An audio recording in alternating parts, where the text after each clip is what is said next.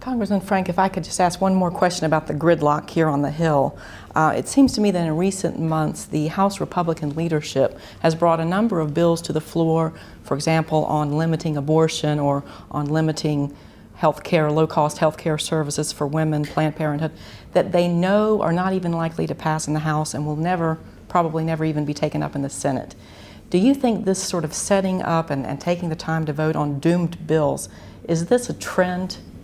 Oh, it comes from people who don't believe in governance. So you can't say, well, what else would they be doing? They don't believe in anything else. Look, the best example of that is they're doing these kind of rally the troops bills, and they won't bring up for a vote a highway bill, one of the most fundamental public functions, good for the economy in the short term and being stimulative, good for the economy in the long term because a good transportation system is essential to the flow of goods and services.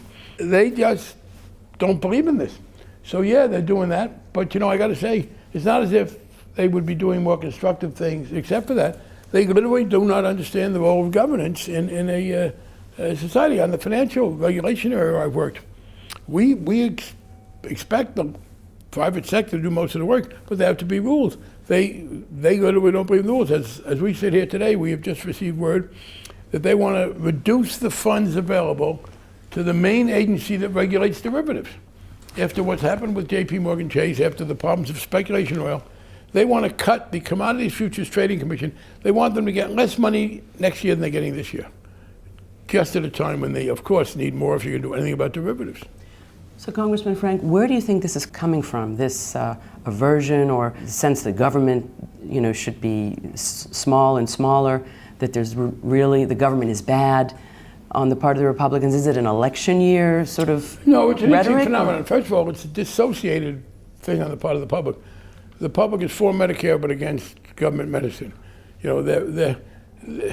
They are against government in general and for almost all the specifics that government does. You have a very ideological group that's gotten to power, and here's the deal, I believe. We have this terrible crisis, brought about by a lack of government, brought about by a lack of regulation of financial instruments that grew up. To keep the economy from exploding altogether, we had to step in and do some things which, to keep the economy in general going, benefited some of the very people who'd been irresponsible. But that's the financial system, and you can't have it work.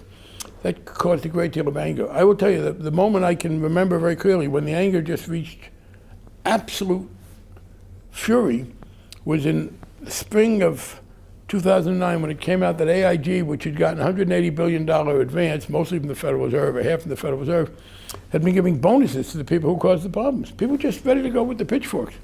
We had to respond, and it was denounced as a bailout. In fact, I think you look at the TARP program, as it's called, that the Republicans proposed that the Democratic majority went along with. And I had some problems with the way it was implemented, but fundamentally it kept the economy from exploding. I think it will go down in history as the most highly successful and highly unpopular government program ever. So that's what kindled this. And then Obama made a mistake based on his desire to transcend the gridlock. When he became president, he was trying to get partisan cooperation, more than I think was possible given the right wing that was in charge. So he downplayed the depths of the recession he inherited. He did not tell people how bad the economy was, how close it was to fracturing, which I can understand that actually almost scare people. So the rate of improvement has been significant, but from such a low level that it still isn't absolutely there. If you're an economist, you can say, you know what, things are getting worse at a much slower rate, and now they're starting to get better, even though they're not good, and that's progress. But you can't run for office on that basis. You can't run for office saying, you know what, without me, A, things are bad, and B, without me, they would have been worse. I don't like that. So there's been this frustration that things haven't come back enough.